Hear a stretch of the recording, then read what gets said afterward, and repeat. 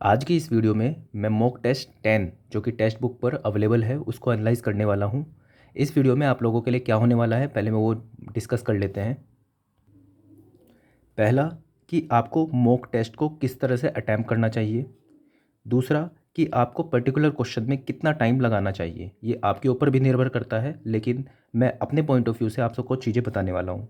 तीसरा, क्या सिर्फ एसएससी जेई का पीवाईक्यू सफिशेंट रहेगा कि आपको 60+ मार्क्स दिला दे टेक्निकल सेक्शन में। और चौथा, आप गैस कैसे करोगे चीज़ों को, जो क्वेश्चन होगा उसका आपको बहुत कम पता है लेकिन फिर भी आप एटलीस्ट एक ऑप्शन उसमें हटा पाओ, इसके लिए आपको क्या करना होगा। और कुछ मैं आपको कैलकुलेशंस भी करके दिखाऊंगा कि जो टफ़ कैलकुलेशंस हैं वो इजी टाइम में, मतलब बहुत कम टाइम में कैसे कर पाओगे। तो ये सब चीज़ें आपकी इस वीडियो में होने वाली हैं। तो जिन भी लोगों ने मॉक टेस्ट 10 नहीं दिया है, वैसे मैं मॉक टेस्ट 10 मैंने सबको बोला था देने के लिए, तभी उसका फ़ायदा हो सकता है। अगर आपने मॉक टेस्ट 10 नहीं दिया है तो पहले मॉक टेस्ट 10 देना टेक्स्ट बुक का, उसके बाद ये वीडियो देखना। और जिन लोगों ने मॉक टेस्ट 10 दे दिया है मेरे कहने पे, तो वो लोग इसमें कंटिन्यू कर सकते हैं आगे वीडियो को। तो स्टार्ट करते हैं। अब जो लोग ऐसा बोलते हैं कि उन्होंने बहुत अच्छे से पढ़ाई कर ली है फिर भी उनके टेक्निकल में मार्क्स नहीं बढ़ रहे हैं, या फिर वो 2 साल 4 साल 10 साल से, 10 साल तो नहीं, काफ़ी टाइम से तैयारी कर रहे हैं लेकिन उनका टेक्निकल में गेन नहीं हो पा रहा है, तो this video might demotivate them. क्योंकि मैं यहाँ पर ये बताने वाला हूँ कि सिर्फ आपने एसएससी जेई का पीवाईक्यू ही अगर अच्छे से तैयार किया हुआ है, तब भी मैं आपको इस पेपर के अंदर मॉक टेस्ट 10 के अंदर 60 क्वेश्चन ऐसे दिखाऊंगा जो कि एसएससी जेई पीवाईक्यू से ही बन जाते और वो बिल्कुल बेसिक थे। तो स्टार्ट करते हैं।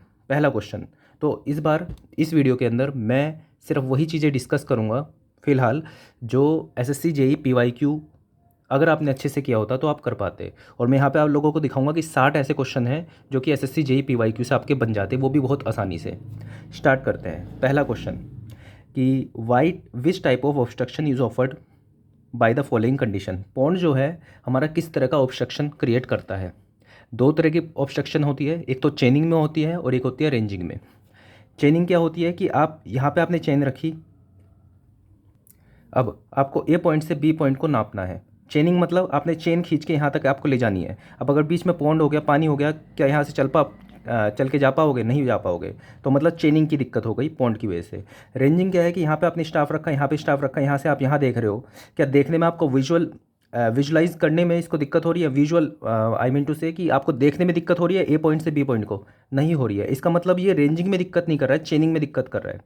जैसे एक बिल्डिंग आ गई, आपको यहाँ से यहाँ नापना था ए और बी, तो यहाँ पे आप चेन भी नहीं लेके जा सकते बिल्डिंग के आर पार, और दूसरा देख भी नहीं पा रहे हो, तो यहाँ पे चेनिंग और रेंजिंग दोनों में दिक्कत आ गई। अब ये समझो कि कितना बेसिक क्वेश्चन है ये। एसएससी जेई पीवाईक्यू में आपको मिल जाएगा, या तो क्वेश्चन मिल जाएगा या फिर उसकी एक्सप्लेनेशन में आपको ये सब चीज़ें मिल जाएंगी। अब इसका मैं एनालिसिस दिखाता हूँ आपको। अब ये क्वेश्चन 76% बच्चे ही सही कर पाए हैं, 24% बच्चे अभी भी ऐसे हैं जो इसको गलत कर दिया है।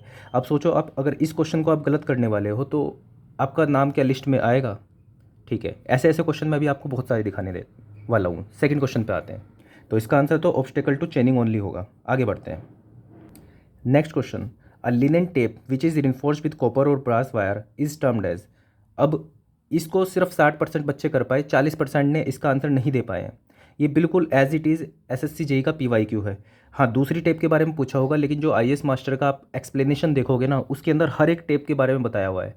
तो इसलिए मैं जो आपको बता रहा हूँ, इन आखिरी के 10 दिन सिर्फ एसएससी जेई का पीवाईक्यू उठाओ, उसके जो एक्सप्लेनेशन है, क्वेश्चंस प्लस उसके एक्सप्लेनेशन अच्छे से कर लोगे, तब भी आराम से 50+ मार्क्स आपके एज इट इज़ बिल्कुल आ जाएंगे।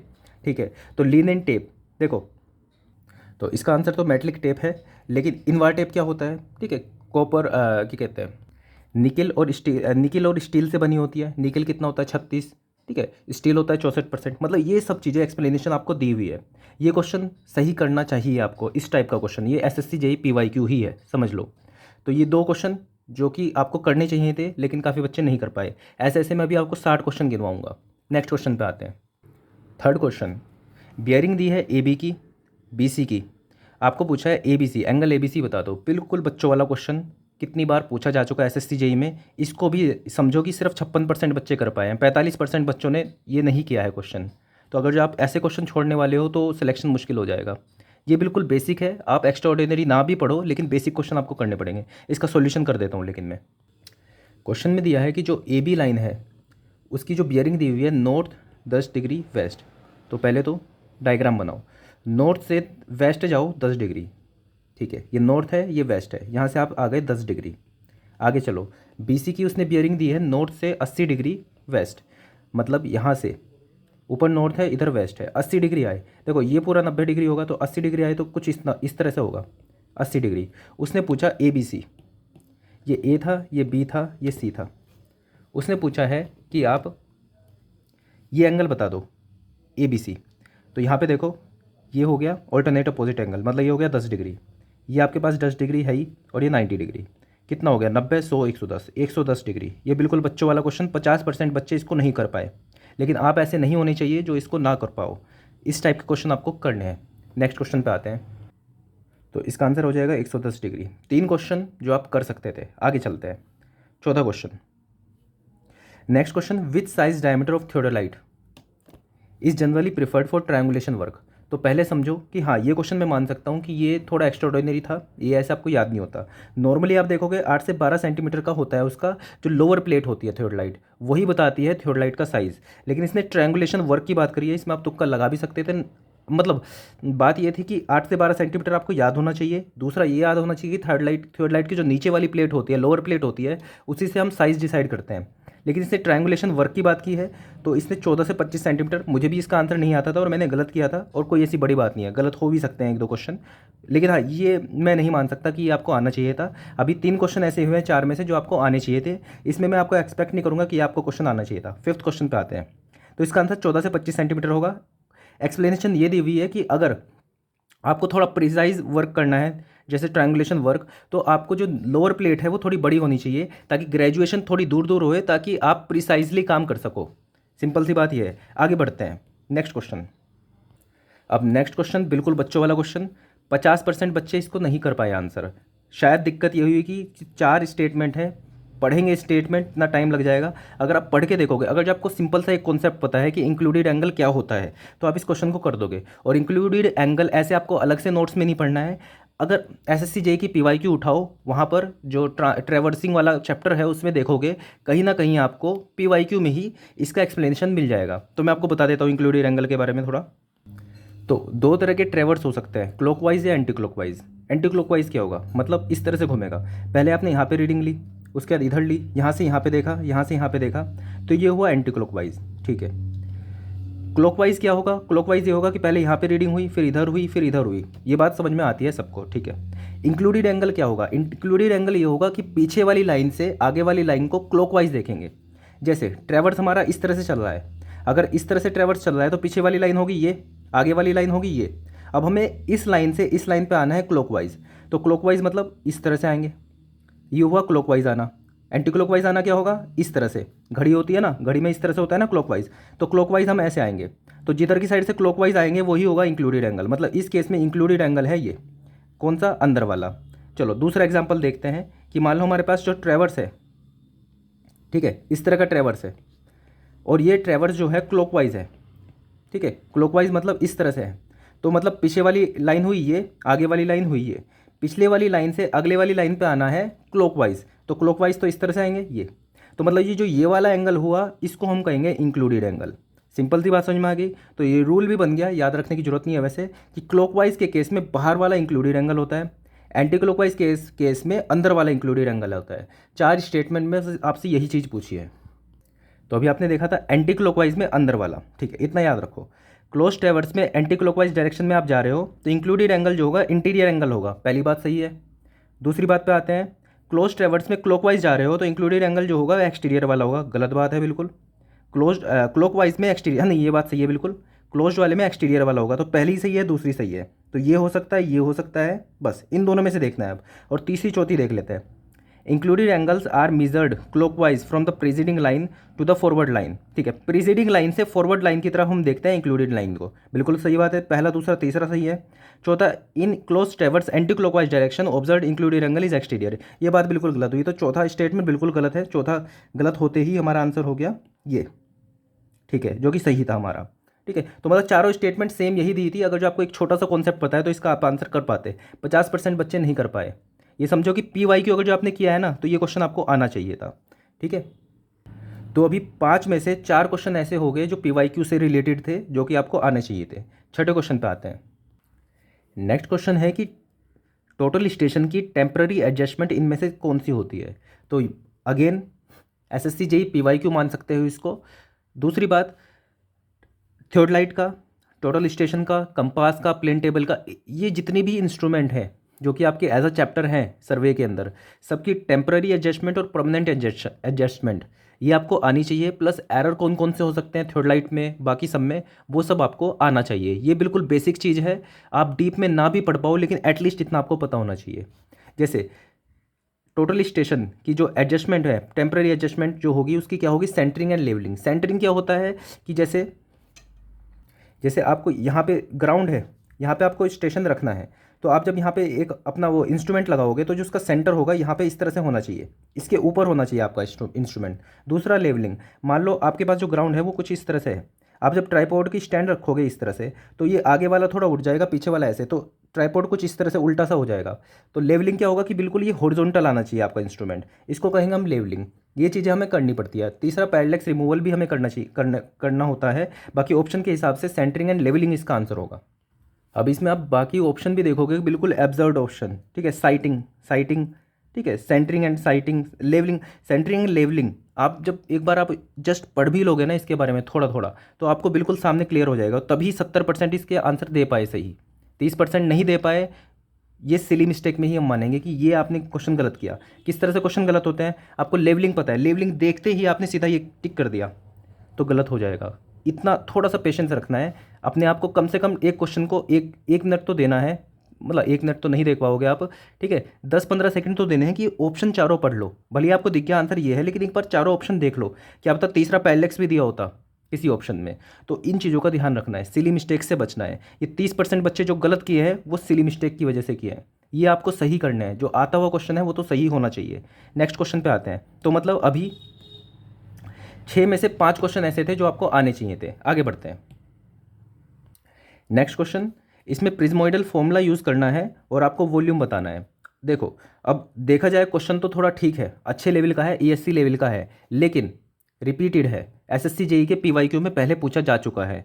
तो अगर एसएससी जेई के पीवाईक्यू में पहले पूछा जा चुका है तो आपको आना चाहिए। अब ये देखो 80% बच्चे नहीं कर पाए, लेकिन आपने एसएससी जेई पीवाईक्यू अच्छे से किया होगा तो आप इस क्वेश्चन को कर पाओगे और बड़ी जल्दी इसको सोल्व कर दोगे, ठीक है। तो 21% बच्चे ही कर पाए इसका आंसर को। आप सभी को जो भी वीडियो देख रहे हैं, एसएससी जेई का पीवाईक्यू बिल्कुल कर लेना और इस टाइप के क्वेश्चन आप बड़े आराम से कर पाओगे। आप ये 21% में शामिल हो जाओगे। क्वेश्चन का सॉल्यूशन मैं कर देता हूँ। एक रेक्टेंगुलर शेप है 6x4 मीटर, ये है टॉप पे, बॉटम पे है 4x2 मीटर, 8 मीटर डेप्थ है। तो प्रिज्मोइडल फॉर्मूले से इसका वॉल्यूम कैलकुलेट कर दो। मैंने इस क्वेश्चन का आंसर सही दिया है क्योंकि ये बिल्कुल पीवाईक्यू था, कोई दिक्कत ही नहीं थी इसके अंदर। सोल्व करते हैं इसको। तो सबसे पहले तो आपको फॉर्मूला याद होना चाहिए, प्रिज्मोइडल फॉर्मूला या सिम्पसन्स 1/3 रूल, ठीक है। ये सब के जो फॉर्मूले होते हैं ये दोनों के सेम होते हैं। फॉर्मूला क्या होता है, फॉर्मूला ये होता है D/3 पहला प्लस लास्ट का plus 4 times A2 plus A4 plus 2 times A3 plus A5। अब अगर जो आपको फॉर्मूला ही याद नहीं है तो फिर तो भूल जाओ इस क्वेश्चन को। अगर जो आपको ऐसा लग रहा है कि कैलकुलेशन में मैं बहुत टाइम लगा दूंगा इसके अंदर, मुश्किल से 1 मिनट की भी कैलकुलेशन इसकी नहीं है, ठीक है। देखने में बड़ी लग रही होगी आपको, तो पीवाईक्यू बहुत अच्छे से किए होंगे तो आराम से कर दोगे इसको, ठीक है। फॉर्मूला है ये, पहली बात तो फॉर्मूला याद होना चाहिए। फॉर्मूला याद नहीं है तो तुरंत छोड़ के आगे चल देना, कुछ सोचना मत इसके अंदर, आगे बढ़ जाना तुरंत, ठीक है। तो फॉर्मूला है ये। क्वेश्चन क्या है वो देख लेते हैं। टॉप पे रेक्टेंगुलर टैंक की जो डायमेंशन है वो 6 मीटर 4 मीटर है, ठीक है। और बॉटम है, बॉटम पे जो उसकी डायमेंशन है वो है 4 मीटर एंड 2 मीटर। आपसे सिम्पसन रूल यूज़ करके आपको इसका वॉल्यूम निकालने को कहा है। और जो इसकी टोटल डेप्थ है, मतलब ये कुछ इस तरह से है, ठीक है। जो टोटल डेप्थ आपसे पूछी है, इसकी टोटल डेप्थ जो दी है वो कितनी दी है, 8 मीटर। आपसे इसका वॉल्यूम पूछा है, इसका वॉल्यूम कितना होगा। तो पहली बात तो समझो, सिम्पसन रूल जब भी होगा ओड नंबर्स के लिए लगेगा कि ओड नंबर ऑफ एरिया आपको दिए होंगे। दूसरा, ठीक है, ओड के लिए होगा, प्लस तीन तो आपको चाहिए होंगे एरियाज, ठीक है। तो यहाँ पे 2 एरिया दिए हैं तो एक बीच का एरिया निकाल लेंगे हम यहाँ पे, बिल्कुल बीचों बीच का, ठीक है। तो कोई 6 है, ये 4 है, तो बीच का मान लेते हैं 5 मीटर। ये 2 है, ये 4 है, बीच का मान लेते हैं 3 मीटर, ठीक है। तो बीच का एरिया हो गया 5 × 3 मीटर, ठीक है। तो सबसे बाहर वाला एरिया 6 × 4 24, बीच वाला एरिया 5 × 3 15 और सबसे नीचे वाला एरिया 4 × 2 8। बस वैल्यू पुट कर दो। अच्छा, टोटल डेप्थ थी 8, अब बीच वाला मान लिया तो 4 मीटर और 4 मीटर, इतना हमने देख लिया। तो देखो डेप्थ कितनी होगी भी 4, 4/3।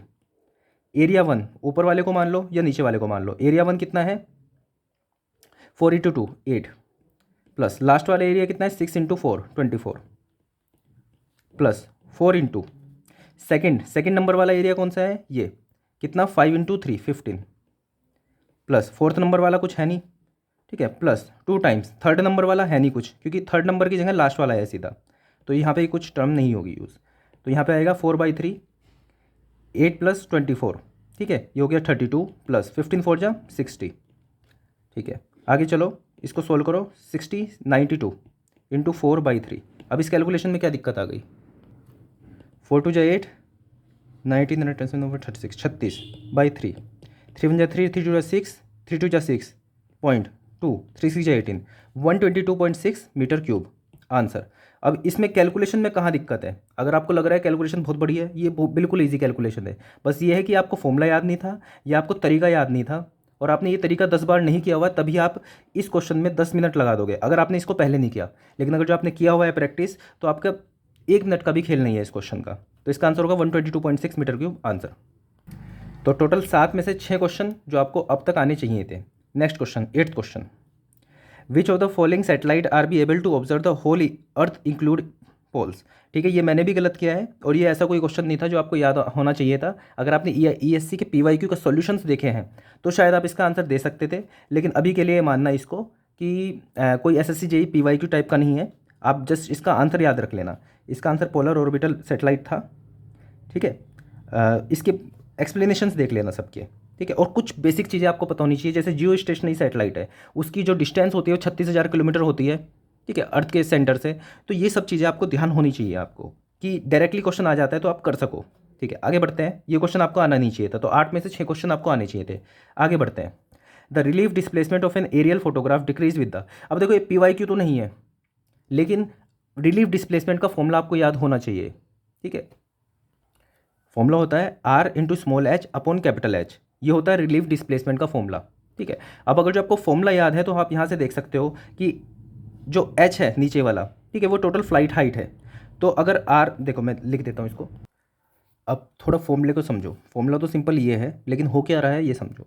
मान लो यहाँ पे आपका एरोप्लेन है जो कि फ़ोटो ले रहा है ऊपर से, तो ये फ़ोटो का जो प्लेन जहाँ पे फ़ोटो ली जा रही है, तो यहाँ से अब लाइन जब ड्रॉ करोगे आप, अब ये समझो कि आपको जब आप इस जगह पे देख रहे थे, टावर है कोई, टावर के ग्राउंड पे देख रहे थे, जो फोकल ये जो पॉइंट है, ये वाली लाइन जो है मेन लाइन है, इससे कितनी डिस्टेंस पे आ रहा था ये पॉइंट, इतनी डिस्टेंस पे, ये कुछ डिस्टेंस होगी।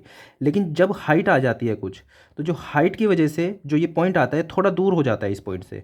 अगर सभी पॉइंट यहाँ पे होते नीचे, तो ये रिलीफ डिस्प्लेसमेंट वाली चीज़ ना आती। ये रिलीफ डिस्प्लेसमेंट वाली चीज़ तभी आती है जब किसी एक हाइट को हम देख रहे होते हैं, ठीक है। तो अगर जो हाइट H हाइट का हमारे पास कोई टावर है उसकी ले रहे हैं, तो देखो ये इस पॉइंट से थोड़ा आगे डिस्प्लेस हो गया, तो ये कितना डिस्प्लेस हुआ, इसको हम रिलीफ डिस्प्लेसमेंट कहते हैं। इसको अगर जो हम सिमिलर ट्रायंगल से इसका डेरिवेशन करेंगे, अभी नहीं कर रहे हैं, सीधा फॉर्मूला देखें तो ये देखो, तो ये इस पॉइंट से ये वाली लाइन से कितनी दूरी पे है, ये R, ठीक है, इसकी कितनी हाइट है H अपॉन ये वाला डिस्टेंस। ये वाला डिस्टेंस क्या है, देखो ये मीन सी लेवल है, ठीक है। अगर हमारा जो डेटम है वो मीन सी लेवल की जगह यही होता तो यहाँ पे सिर्फ H हम मान लेते इसको, लेकिन अगर जो ये नीचे तक है तो हम यहाँ पे ये वाली लेंथ को लेंगे, तो टोटल लेंथ में से ये जो यहाँ से ग्राउंड की डिस्टेंस है मीन सी लेवल से, उसको माइनस कर देंगे।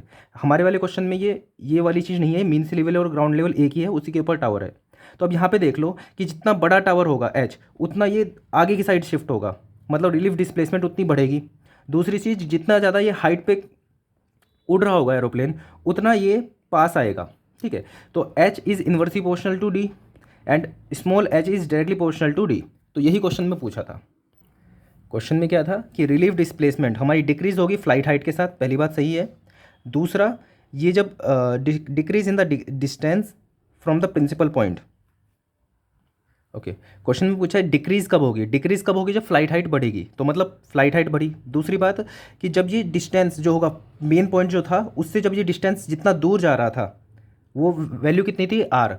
ठीक है, R is directly proportional to relief displacement. ठीक है, जब वो डिक्रीज़ होगा तो ये होगा डिक्रीज़ वाला पॉइंट, और ये तो दोनों मिला के बी सी आंसर होगा। इसके एक्सप्लेनेशन में भी कुछ ऐसा ही दिया हुआ है, फॉर्मूले से हम देखेंगे लास्ट में। तो आर एच एच अपन एच, ये यहाँ पे हम आर को बढ़ाएंगे, ठीक है, तो डी बढ़ेगा, एच को कम करेंगे तो डी कम होगा। और अगर जो टावर ऑफ हाइट से भी देख लेते, हाइट ऑफ टावर देख लेते, तो उसमें भी अगर जो एच बढ़ाते तो रिलीफ डिस्प्लेसमेंट बढ़ता हमारा। यही क्वेश्चन था। अब ये आपको आना चाहिए नहीं आना चाहिए? देखो ये बिल्कुल आना चाहिए, क्योंकि बिल्कुल सिंपल फॉर्मूला है, ये आपको पता होना चाहिए। डेप्थ में भले ही आप इसके क्वेश्चन ना करो, लेकिन ये फॉर्मूला आपको पता होना चाहिए। जैसे कि स्केल का formula S equal to f upon H minus h, ये आपको पता होना चाहिए। नंबर ऑफ फोटोग्राफ्स, ठीक है, लॉन्गिट्यूडनल लैप, लेटरल लैप कितना कितना होता है, 60% 30%, ये आपको पता होना चाहिए। बिल्कुल बेसिक चीज़ें हैं। टिल्ट क्या होता है, क्रैब एंगल क्या होता है, ये सब बिल्कुल बेसिक डेफिनेशन ये आपको पता होना चाहिए। पीवाईक्यू में भी है, तो आपको भी आना चाहिए। तो ये सब आएगा तो एवरेज नंबर तो आपके आराम से आ जाएंगे। आगे चलते हैं। तो मतलब 9 क्वेश्चन में से 7 क्वेश्चन आपको आने चाहिए थे। नेक्स्ट क्वेश्चन बिल्कुल बच्चों वाला क्वेश्चन पूछा है कि फाइन सैंड। देखो जितना फाइन होगा, ठीक है, उतनी बल्किंग ज़्यादा होगी। तो मतलब curve a fine, second number पे थोड़ा मीडियम, और थर्ड नंबर पे कोर्स। इसमें कुछ समझाने वाला कुछ नहीं है। फिर भी 76% बच्चे ही कर पाए इसको, बाकी बच्चे नहीं कर पाए। सिली मिस्टेक होगी या फिर उनको नहीं पता होगा। ये पीवाईक्यू का क्वेश्चन है, ये आपको आना चाहिए। नेक्स्ट क्वेश्चन,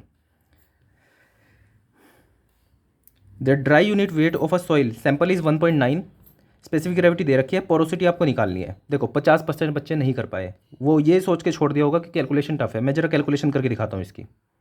चलो इसकी कैलकुलेशन करते हैं। रो डी दे रखा है, जी दे रखा है, ईटा आपको निकालना है। तो देखो रो डब्ल्यू जो होगा, जब भी ग्राम पर सीसी में होगा बहुत आसान हो जाएगा। रो डब्ल्यू यूज़ करेंगे 1 ग्राम पर सीसी। ठीक है, फॉर्मूला देखते हैं। Rho D equal to G rho W upon 1 plus E.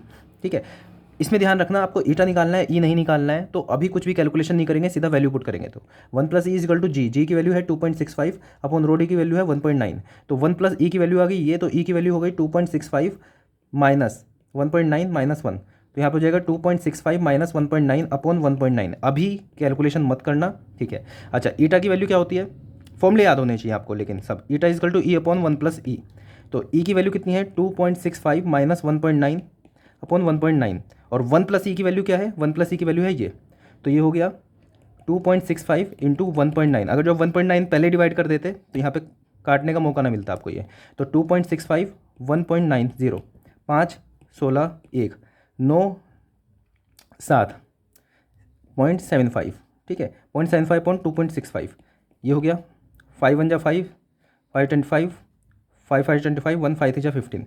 तो 53/15, 53.15, यहाँ पे 3 जा कट रहा है, लेकिन 2 जा मान लेंगे इसको। 3 2 जा 6, 5 5 2 जा 10, 106, ठीक है, 44 पॉइंट। देखो यहाँ पे 0.2 आ गया, ठीक है। अब यहाँ पे हम जीरो लगा देंगे, जीरो आ जाएगा। ओ सॉरी, यहाँ पे जीरो आ जाएगा, इतना आ गया अभी। अब देखो 440 है, 5 4 जा 20, 5 8 जा 40, देखो 5 8 जा 40, तो कुछ 400 समथिंग कुछ आएगा। तो मतलब 8 जा हो जाएगा यहाँ पे। ऑप्शन देखते ही आपको पता चल जाएगा। तो 20.28 आ रहा है, ठीक है, 0.28। तो उसका 100 से मल्टीप्लाई करेंगे तो ये बन जाएगा 28.3 सब 28 पॉइंट समथिंग %। तो बी आंसर।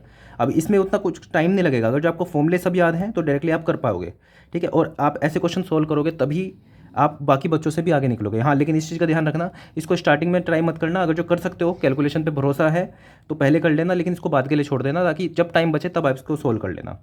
आगे बढ़ते हैं।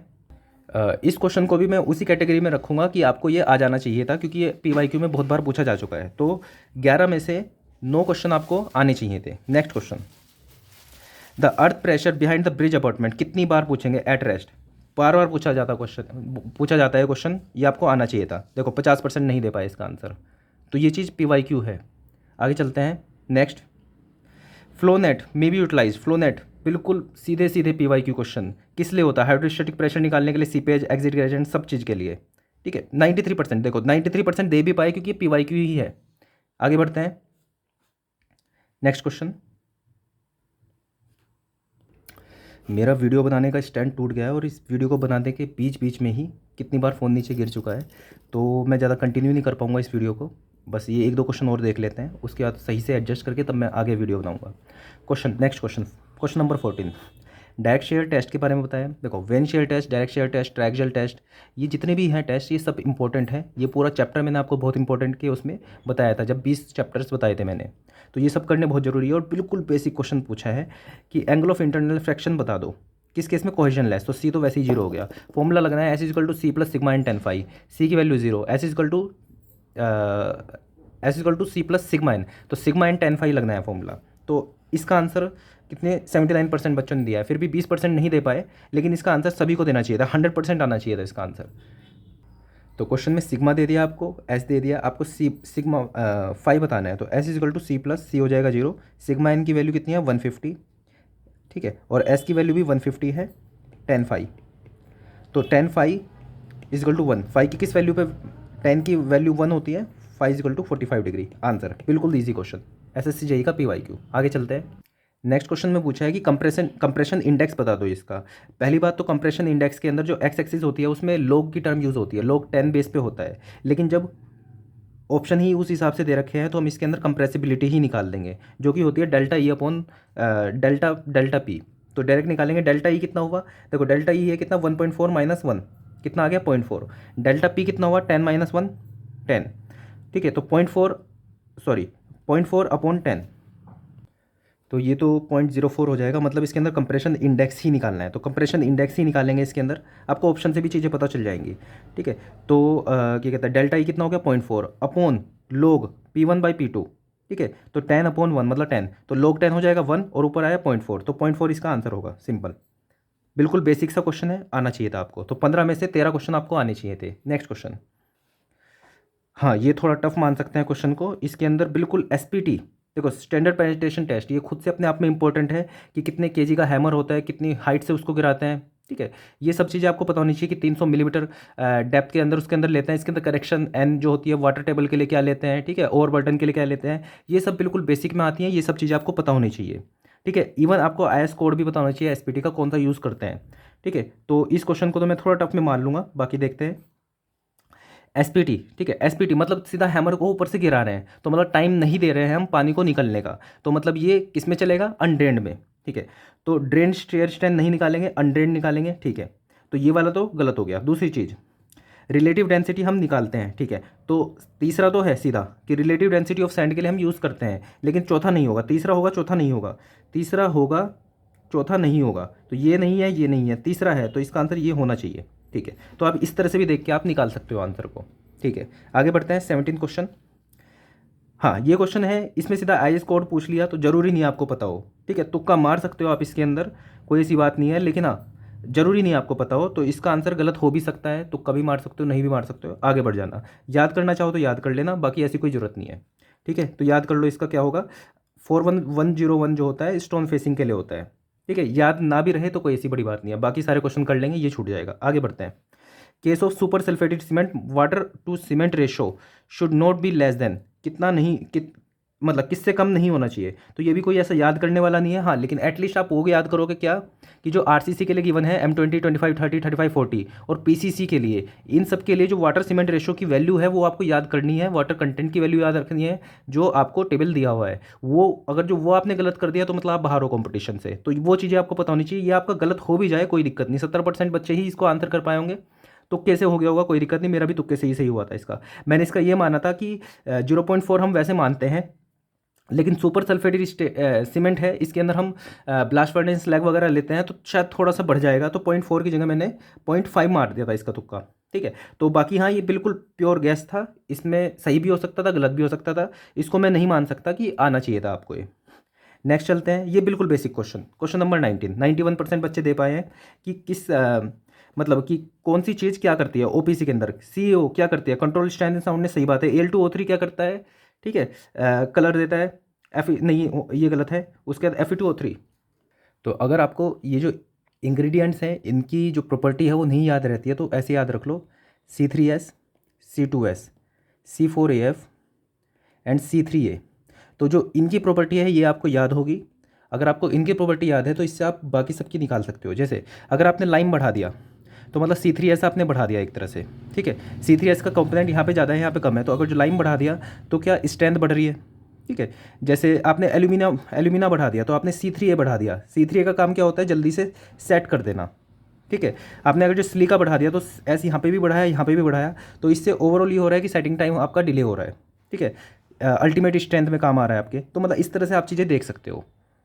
ठीक है। तो इसके अंदर ऑप्शन ए सही बैठेगा कि CaO लाइम जो है स्ट्रेंथ और साउंडनेस को कंट्रोल कर रहा है। ठीक है। एल्यूमिना जो होगा क्विक सेटिंग के लिए होगा। ठीक है। Fe2O3 इसके लिए नहीं होता। SiO2 जो है कलर इम्पार्ट नहीं करता। ठीक है। आगे बढ़ते हैं, नेक्स्ट क्वेश्चन। नेक्स्ट क्वेश्चन है कि जो ऑटोक्लेव टेस्ट होता है आपका, उसमें जो प्रेशर होता है वो कितना होता है। तो सिंपल सी बात, ये आपको पता नहीं होना चाहिए था, ऐसी कोई ज़्यादा बड़ी बात नहीं है। हाँ आपको लेकिन ये पता होना चाहिए कि ऑटोक्लेव टेस्ट किस लिए होता है, साउंडनेस के लिए होता है। ठीक है। कब होता है, जब लाइम और मैग्नीशिया दोनों का चेक करना होता है। मैग्नीशिया आपका आई गेस ये मुझे याद नहीं है 3% से ज़्यादा निकल जाता है। ठीक है। जब सिर्फ लाइम चेक करते हैं हम, तो ऑटोक्लेव की जगह हम लीच एटलियर टेस्ट यूज़ करते हैं। तो एटलीस्ट आपको ये चीज़ पता होनी चाहिए। ठीक है। उस टाइम पे हम 0.78 जो हमारी कंसिस्टेंसी रखते हैं। ठीक है। अब इससे पूरा मिला के विकास सेपरेटस आपको पता होना चाहिए, initial setting time, final setting time.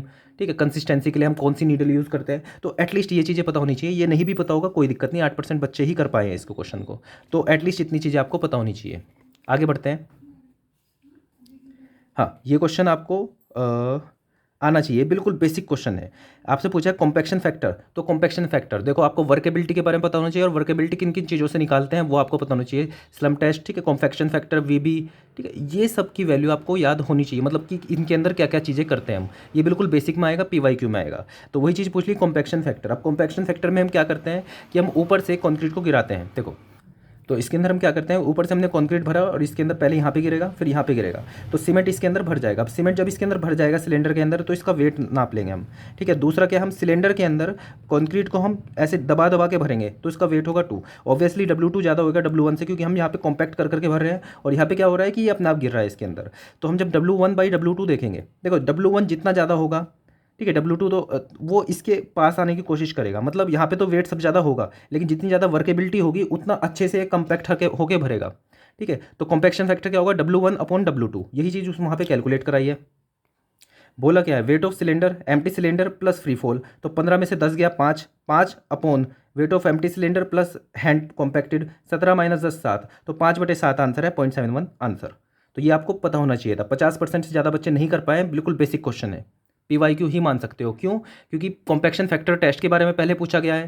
ठीक है। स्लम टेस्ट के बारे में पहले पूछा गया है। तो ये जो भी टेस्ट पहले से पूछा हुआ है, आप इसके अंदर ये नहीं सोचो कि कॉम्पैक्शन फैक्टर का जो क्वेश्चन आया था वही क्वेश्चन रिपीट होगा, नहीं। लेकिन कॉम्पैक्शन फैक्टर आपको पूरा पढ़ लेना है एज इट इज़, तो आप ये क्वेश्चन कर सकते हो, क्योंकि वो PYQ में पूछा जा चुका है। तो यही तरीका है कि आपको PYQ तो करनी ही है, प्लस PYQ जिस कॉन्सेप्ट के ऊपर है उसको एक बार आपको पढ़ना पड़ेगा, तभी आप क्वेश्चन कर पाओगे, नहीं तो 50% बच्चे ये वाला क्वेश्चन नहीं कर पाएंगे। टोटल 21 में से 15 से ज़्यादा क्वेश्चन ऐसे थे जो PYQ से पूछे गए थे। अब अगर आप इसमें इतने क्वेश्चन नहीं कर पा रहे हो, तो इसमें यहाँ पे आपकी गलती है कि आपने PYQ को अच्छे से नहीं किया है। आखिरी के 10 दिन सिर्फ आपको एक चीज़ अपने दिमाग में बैठा लेनी है कि मैं सिर्फ PYQ देखूंगा, PYQ करूंगा, बस। इसके फालतू आप जो भी करोगे वो अभी के लिए सही नहीं रहेगा। हाँ, इसके फालतू आप सिर्फ वो कर सकते हो जो आपने शॉर्ट नोट्स बनाए हैं, जो आपने पढ़े हैं कभी, या फिर आपने कोई क्वेश्चन किया था, बुक मार्क किया था, उसको आप कंप्लीट कर सकते हो। लेकिन लास्ट में बिल्कुल आपकी अप्रोच यही होनी चाहिए, आखिरी के 10 दिन में अगर आपके मार्क्स काफ़ी कम आ रहे हैं, कि आप बस PYQ कर लो, वो बहुत रहेगा, मोर देन सफिशिएंट। अभी 21 क्वेश्चन में से 15 से ज़्यादा क्वेश्चन ऐसे हैं जो आप सीधा PYQ से कर सकते थे। आगे भी मैं जाता इस क्वेश्चन के अंदर, इस पूरे उसमें, तो ऐसे पता नहीं कितने क्वेश्चन मिल जाते। मैंने टोटल खुद से काउंट किया था, 60 क्वेश्चन ऐसे थे जो कि PYQ से पूछे गए थे।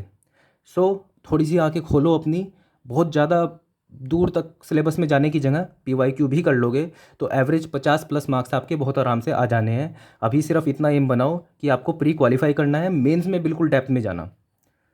So that's all for this video, thank you.